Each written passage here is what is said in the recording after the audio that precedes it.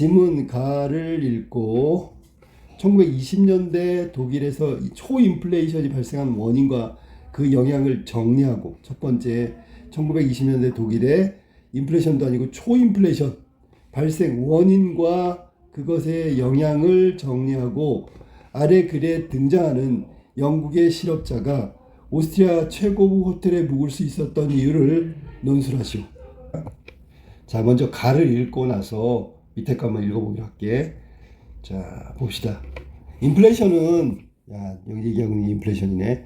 물가 수준이 지속해서 상승하는 현상을 말한다. 물가 수준이 올라간다는 얘기는 돈을 갖고 있으면 안 되고 현물을 갖고 있어야 된다는 얘기야. 돈의 가치가 엄청 떨어졌다라는 얘기를 하는 거죠. 물가가 올랐다면 화폐의 가치는 다운. 가격은 어떤 상품을 사거나 서비스를 이용할 때 내는 돈의 액수지, 그지? 물가는 여러 상품과 서비스 가격을 한데 모은 뒤 이 가격의 전반적인 변화를 한눈에 볼 수 있도록 표현한 거다. 그래서 우리가 뭐 소비자 물가 지수, 뭐 기업 물가 지수, 뭐 이런 거 있잖아. 그런 거 따지는 거야. 자, 그래서 가격이 상품을 살 때나 서비스를 이용할 때 내는 돈인데, 전반적으로 이 가격을 통해서 그 가치를 한눈에 변화를 볼 수 있는 게 바로 가격이다. 이런 물가의 변화를 파악하기 위해서는 물가지수를 활용하는데, 기준이 되는 특정 시점 기준연도의 물가를 100으로 하고요, 비교연도의 물가 수준을 지수로 나타낸다. 뭐 105 그러면 5%가 오른 거지. 2020년 물가 지수가 105.4라는 것은 기준연도 설정한 2015년도보다 물가가 5.4% 상승했다. 기준연도가 지금 20년이야. 원래 바로 직전 연도를 하는데, 여기서는 20년도를 기준으로 해서 22년도 물가가 5.4%가 올랐다, 그런 얘기야. 자, 인플레이션이 악화되어 더 이상 수습할 수 없는 상태가 되면 초인플레이션이 된다. 1920년 독일에서 발생한 초인플레이션의 원인에 대한 가장 설득력 있는 설명은 제1차 세계대전의 배상금, 통화가 많이 풀렸어. 1차 대전에서 독일과 오스트리아는 영국과 프랑스 등 서유럽 국가들과 전쟁을 벌여가지고 1919년에 패배했어요. 1차 세계대전이 이렇게 해서 끝난 거야. 그럼 패전국이잖아. 그럼 승전국들은 패전국인 독일에게 전쟁 피해에 대한 보상을 위해 엄청난 규모의 배상금을 부과했어.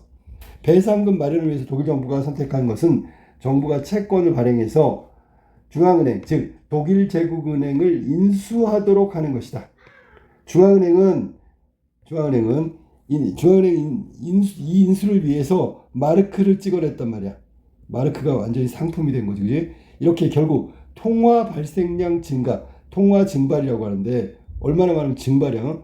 통해 부족한 재정을 조달했다. 그러니까 우리가 보통 정부가 발행하는 걸 재정이라고 하고, 재정 정책인데, 여기는 재정 정책 때문에 통화량이 급팽창한 거야.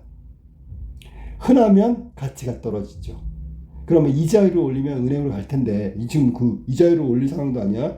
통화 증발이라는 결과 물가 상승으로 이어졌다. 아까 원인은 1920년대 초 독일이 초인플레이션을 겪은 원인은 이미 제시했어.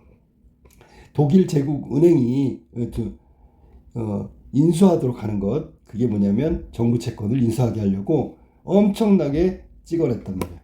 통화량 급팽창이지, 그지? 그러니까 결과는 뭐야? 물가 상승.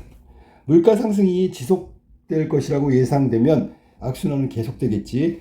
사람들은 물가가 상승하기 전에 미리 물건을 구입하려고 하기 때문에, 왜?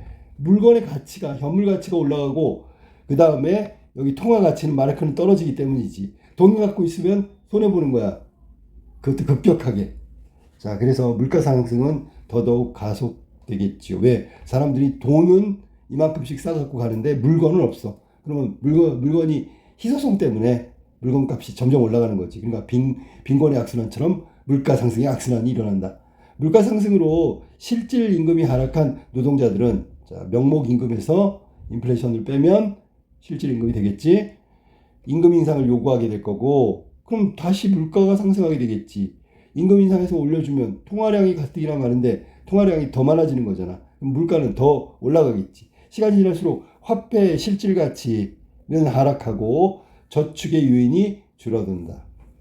채무자들은 채무의 상환을 계속 미루게 되는데, 이유는 물가 상승 상황에서 시간이 갈수록 채무의 실질적 가치는 떨어져. 그러니까 1,000만 원 빚졌는데 하룻밤 사이에 물가가 2배가 되면 500만 원을 떨어지는 거야.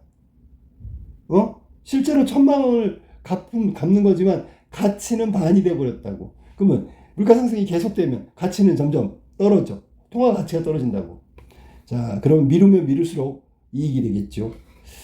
이런 것은 결국 투자의 위축과 기업의 부도로 이어진다. 그럼 물가 상승, 그 다음에 이렇게 투자의 위축, 기업의 부도 막 계속 연쇄적으로 일어나는 거야. 경제 문제는 있잖아. 하나가 시작되면 계속해서 꼬리에 꼬리를 물고 이어져.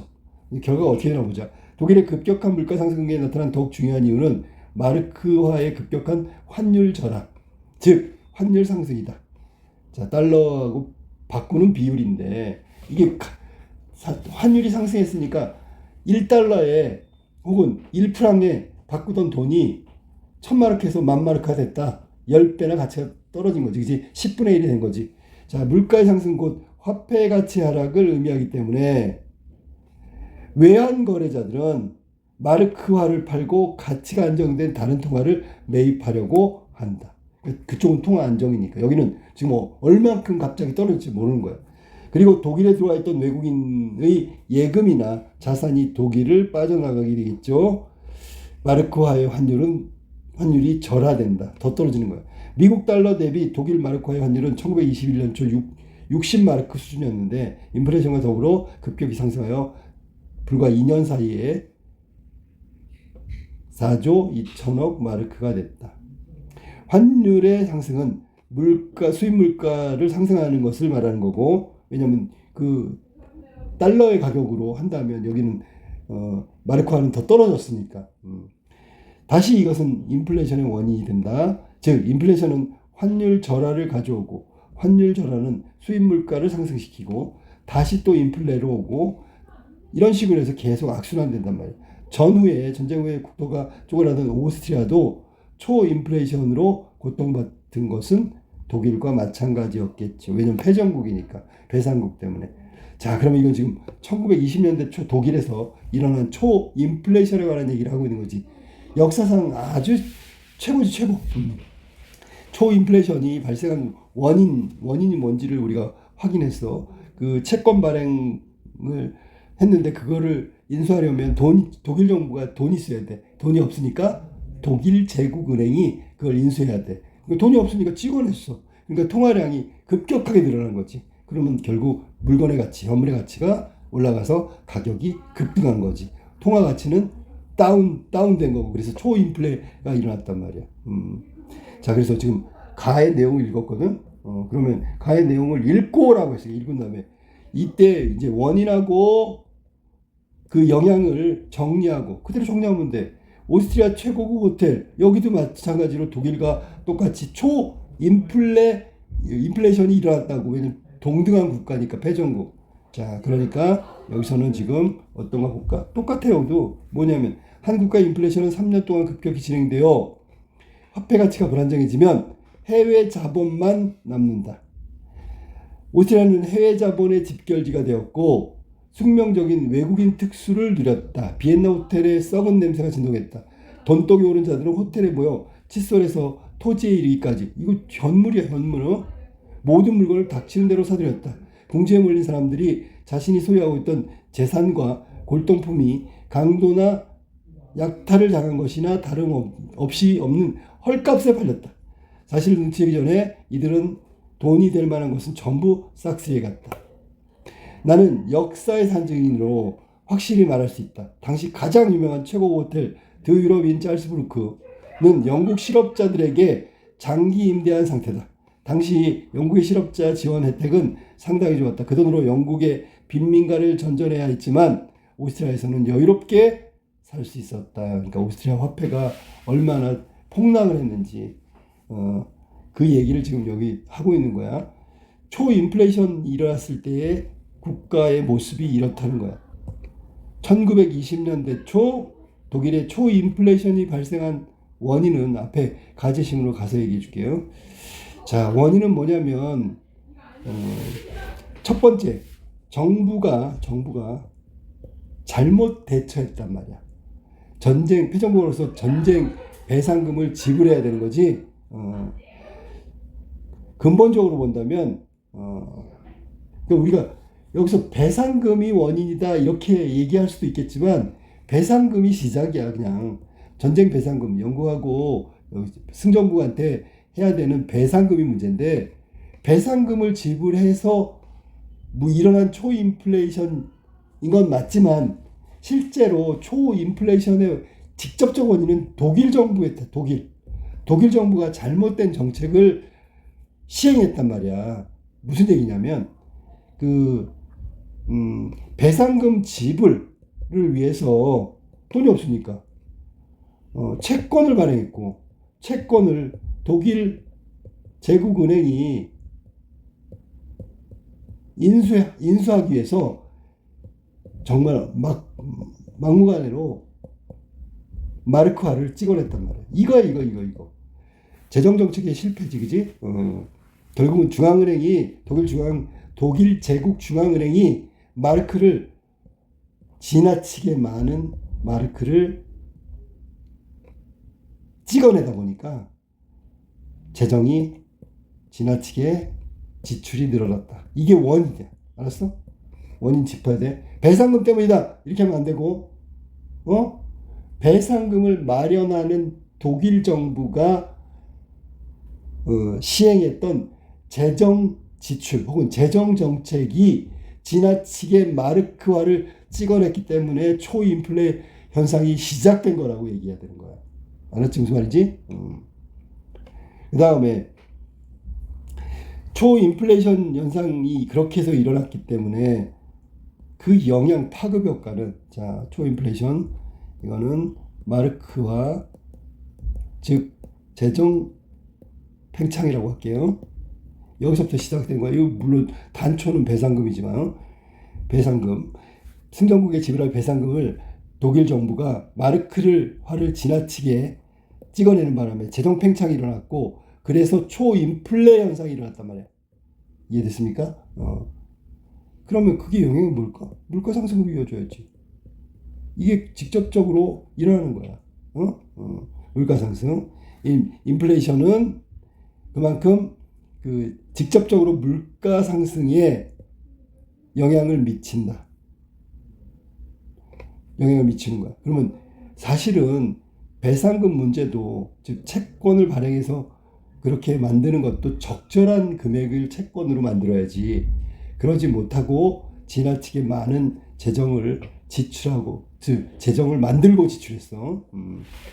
자 그래서 그 물가 상승으로 이어졌고 거기 쭉 가면 화폐를 찍어내서 물가 상승이 이어졌다는 점을 이야기하면서 나중에 이런 결과도 만들어진다고 얘기해야 돼. 어떤 거냐면 결국 기업들이 물가 상승의 원인, 물가 상승의 시작은 이런 부분. 자, 뭐냐? 통화 증발. 그 다음에 실질 임금의 하락을 통한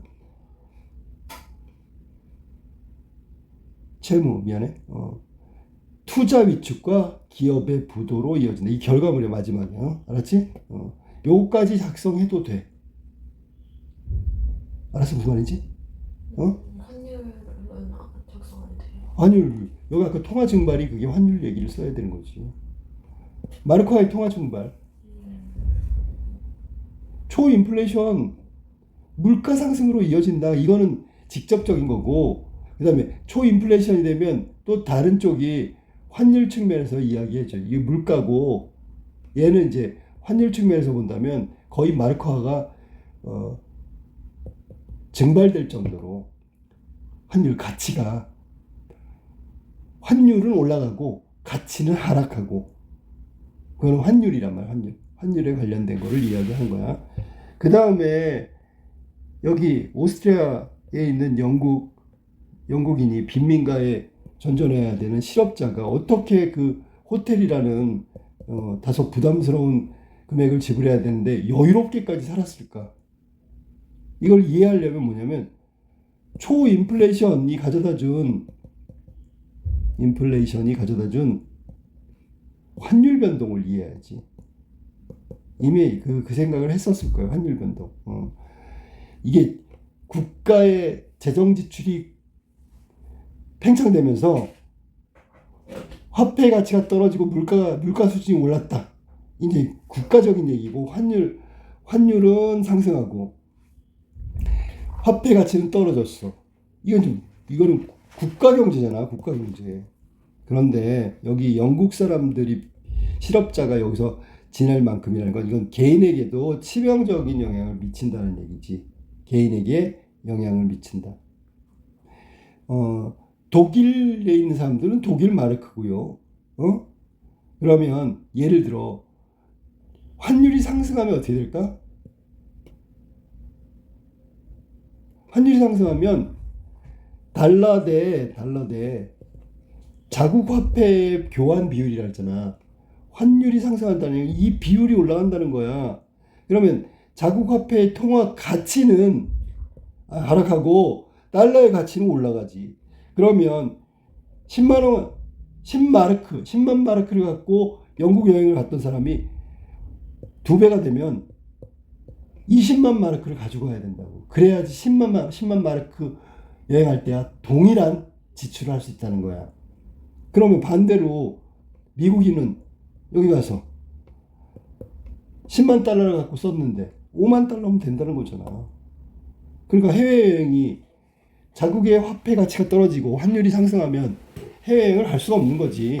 2배나 늘어나니까. 반대인 경우엔 그렇지. 그렇다면 영국의 빈민가를 전전해야 했던 영국의 실업자가 어떻게 오스트리아 호텔에서 머물 수 있었을까? 이 환율 때문에 그런 거야. 환율 때문에. 영국은 그 당시에 파운드와 화폐가 파운드야. 그거 가지고 오스트리아로 왔어. 그랬더니 환율, 자국 화폐 가치가 너무 올라간 거야. 그리고 오스트리아 화폐 가치는 뚝 떨어진 거야. 그러니까 초인플레이션 현상이니까 여기 일하러 왔다고 칠게요. 당연히 직장을 얻을 수 없겠지. 실업이 올라가니까 초인플레이션 현상이 실질 임금의 하락, 임금 상승을 요구. 그럼 또다시 초인플레이션이 심화된다고 배웠잖아. 아까 그래서. 그러면 영국의 노동자가 오스트리아에 와서 취업을 하려고 왔는데 취업은 안 되지요. 당연히. 근데 영국 파운드화를 갖고 왔잖아. 그런데 마르크화가 가치가 폭락해버리고 환율이 엄청 상승해버리니까 반대로 얘기하면 파운드화의 가치가 엄청 올라간 거지. 떨어진 거에 만큼. 그러니까 최고급 호텔에 그것도 장기 투숙을 할 수 있는 경제적 여유를 마련해 준 거죠. 결국은 환율이 급격히 상승했기 때문이지. 오스트리아 화폐의 환율이 상승했기 때문에 장기간 투숙할 수 있는 경제적 여유를 파운드화를 가지고 있던 영국 실업자가 누릴 수 있었다는 얘기야. 그렇게 정리하면 돼.